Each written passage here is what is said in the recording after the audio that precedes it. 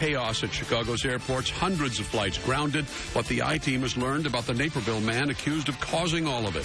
Frustrated flyers, thousands of passengers stranded. We're going to be here for hours. When things might return to normal.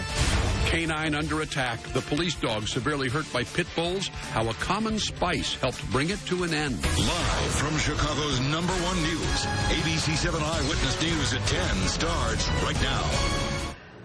Breaking news tonight, it may be days before air travel here gets back to normal. What's behind the chaos? Fire at the Air Traffic Control Center in Aurora, allegedly set by a suburban man. The damage disrupted more than 2,000 flights in Chicago. We have a series of live reports. Investigative reporter Jason Knowles leads our coverage from Naperville. Jason. Well, Ron, investigators just left the scene here in Naperville about a half an hour ago. Earlier on this evening, officials officially charged that suspect with a felony, and the I-team has been digging into the records and learning more in this criminal complaint. FBI evidence techs and investigators with a search warrant going into the Naperville townhouse of 36-year-old Brian Howard tonight. He now faces one felony count of destruction of aircraft or aircraft facilities. Agents believe he's the person who cut every radar feed into the regional FAA facility in Aurora and set fire to gas-soaked rags early this morning, stopping all of those flights. Howard used an access card to enter in the control center. He was seen on video surveillance dragging a black Pelican case. And according to investigators, Howard arrived at the control center just after 5 a.m. in his SUV. After that suicidal message and the fire, paramedics followed smoke and a blood trail to find the suspect. They saw a gas can and burned towels, and they say they found the suspect actively slicing his throat. At the same time, Naperville police tell the I-team they were heading to Howard's home to do a well-being check to see if there were any potential victims in his house. No one was inside. No court date is set yet for the suspect. He faces up to 20 years in prison. We're live in Naperville. Jason Knowles, ABC7 Eyewitness News. Ron, back to you. All right, Jason. And tonight, engineers are trying to figure out how much damage was done at the FAA Air Traffic Control Center and when full operations might resume. Eyewitness News reporter John Garcia live in Aurora. John? Ron, it's a big question tonight. We've seen very little activity outside the facility tonight. Experts are telling us that they expect it could be 48 to 72 hours before they're able to repair the damaged equipment, which means it could be a couple of days before operations get back to normal here. Cleanup crews work inside the facility tonight. The fire, smoke, and water left the place quite a mess.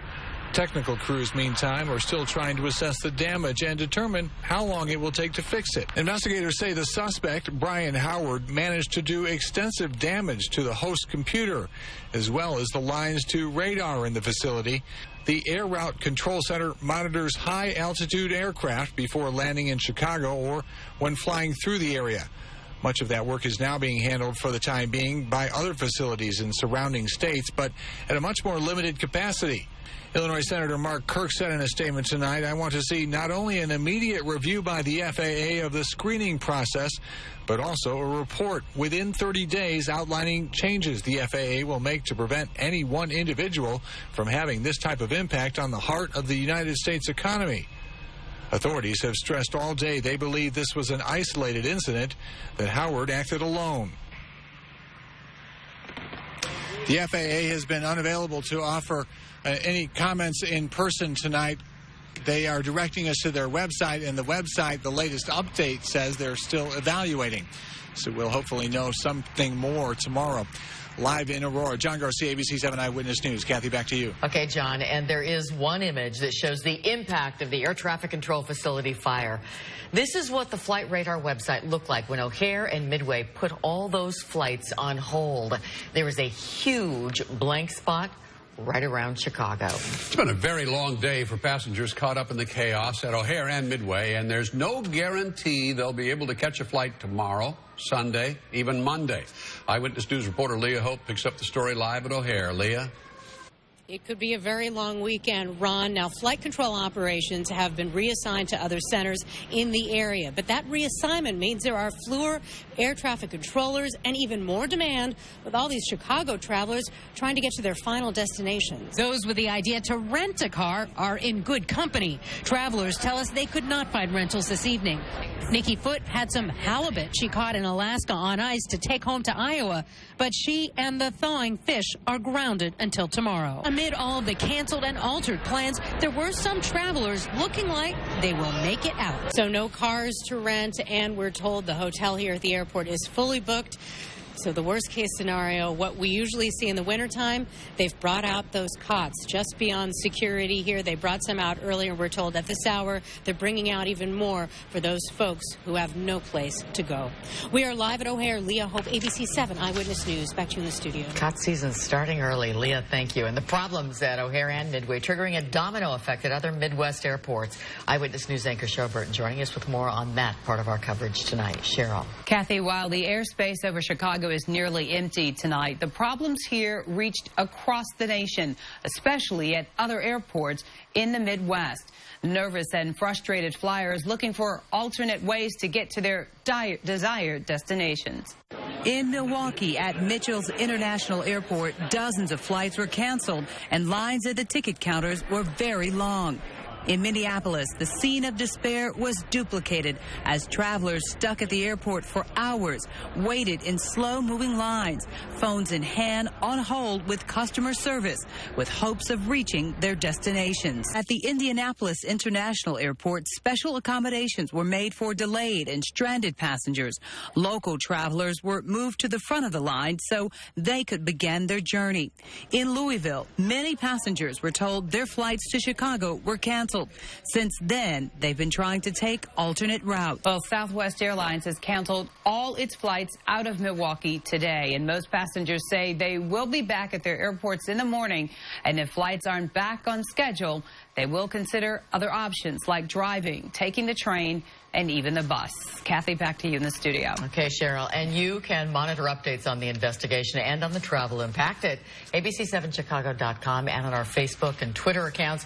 We will also have the latest developments coming up on our next newscast, which is at 5 a.m. Well, if you can find a plane, the weather won't be an issue. The last weekend of September is shaping up to be spectacular. Here's Jerry with our first alert forecast. Well, we've been on a roll all week, Ron. If you take a look at the central part of the country, not much going on. Some showers to the south and west. A couple of isolated showers now back in Iowa. Today we had temperatures right around 80 degrees, and it looks like over the weekend we're going to see temperatures near 80. If you're making plans tomorrow morning, near 60, noon 74, and 77 by 4 o'clock. I'll have the full weekend forecast coming up. All right, thanks, Jerry. And still to come, a deadly shooting inside a Chicago barbershop. 3 customers are hit. A warning for drivers used to free parking where the perk is expiring this Sunday. The man who used a wrestling move to rescue a Chicago police dog being attacked by pit bulls.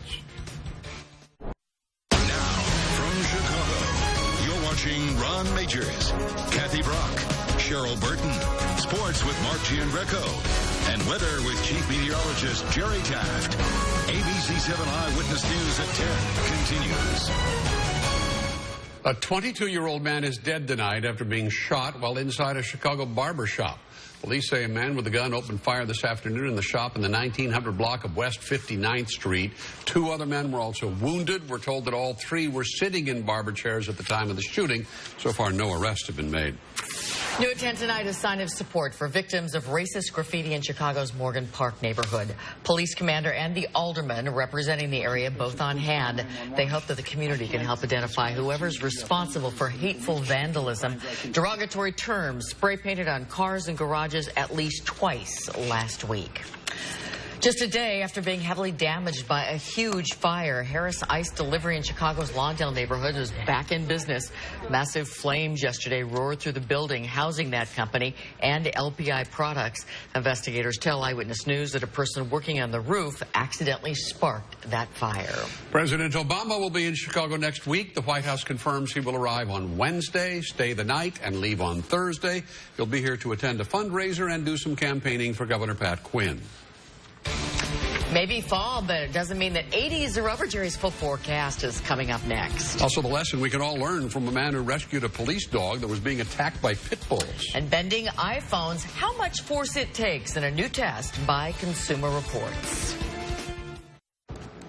A Chicago police dog tonight recovering after an attack by 2 pit bulls, and a quick-thinking neighbor who threw the kitchen spice cinnamon into the melee help break things up. The attack happened as an off-duty officer was walking his police canine in Hale Park on the southwest side.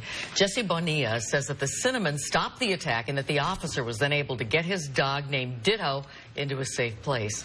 The police dog tonight recovering from surgery at Berwyn Animal Hospital. It is expected to survive. New for us at 10, starting on Sunday, drivers will have to pay for parking on most commercial streets in Chicago's Lakeview neighborhood. 44th Ward Alderman Tom Tunney says drivers have been taking advantage of the free parking on Sundays, leaving their cars in one spot until Monday morning. He says for businesses to succeed in the area, customers have to be able to access those spaces. New at 10, a new test shows it really doesn't take all that much force to bend the new Apple iPhone 6 and 6 Plus. Video of the devices bending surfaced online earlier this week. Consumer Reports puts both phones to the test, though. At just 70 pounds, the iPhone 6 was the first to bend, while the 6 Plus bent under 90 pounds of pressure. Other devices, such as the LG G3 and Samsung Galaxy, withstood up to 150 pounds of force before breaking. So if you have it in your back pocket and you weigh more than 70 pounds... I have to hold it out like this when I walk. Oh, we've had some great weather all week, and looks like a good weekend coming up. Mark, we got a big football game coming up on Sunday. Let's take a look at it.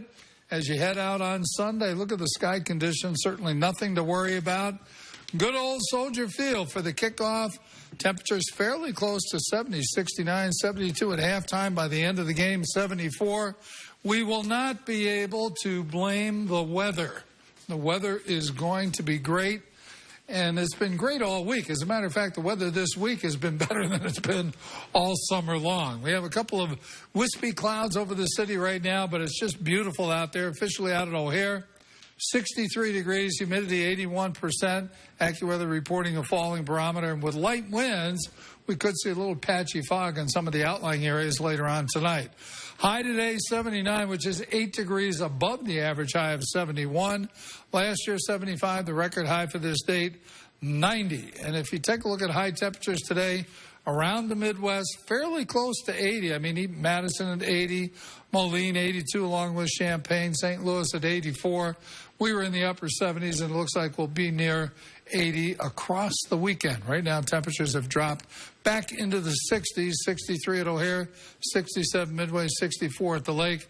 Over in Chesterton, it's 55, 60 out to the west in Sycamore. We will see temperatures generally dropping into the 50s in the outlying areas, fairly close to 60 downtown. And then for tomorrow, once again with the onshore breeze, it's still going to be cooler right along the lakefront, but everybody else well into the upper 70s to near 80 degrees to the south and west. On satellite radar, there's nothing going on. There's a couple little showers back to the west in Iowa. Those are not expected in here. You can see some showers way back to the west. Eventually, we're going to get some rain, but probably not until Thursday or Friday of next week. We will see a couple of clouds come into the area tomorrow afternoon. Forecast tonight, 54 out west, 60 downtown, mostly clear, but a little patchy fog developing later on tonight. And then for tomorrow, it'll start off real sunny, and then we'll pick up a few clouds during the afternoon. So overall, we'll call it partly sunny. 78 inland, 69 near the lake. And if you take a look at the 7-day outlook, looks pretty good. 80 on Sunday, 78 on Monday, mid-70s Tuesday, Wednesday, and finally a chance for a little bit of rain, maybe Thursday or Friday. But we continue with some great weather. 5 great days. Thanks, Jerry. Beer and brats really hit the spot this time of year. Coming up, the kickoff for a German festival that runs through the weekend. And I'm Mark Greco. Coming up in sports, we'll know more in the morning, but the Bears are ailing. Brandon Marshall still limping, while Jared Allen is still sniffling. Stay with us. If what, a day and a half to get healthy? Yeah, we'll see how many guys can actually dress and get out there for Sunday. I tell you what, I still can't figure out why the Las Vegas odds makers continue to post the Cheeseheads as 2-point favorites here on Sunday. Maybe it is because of all the injuries. Brandon Marshall missed practice again today with the ankle. Chris Conti is questionable with the shoulder, and we could see a lot of Trevor Scott with Jared Allen sent home sick today.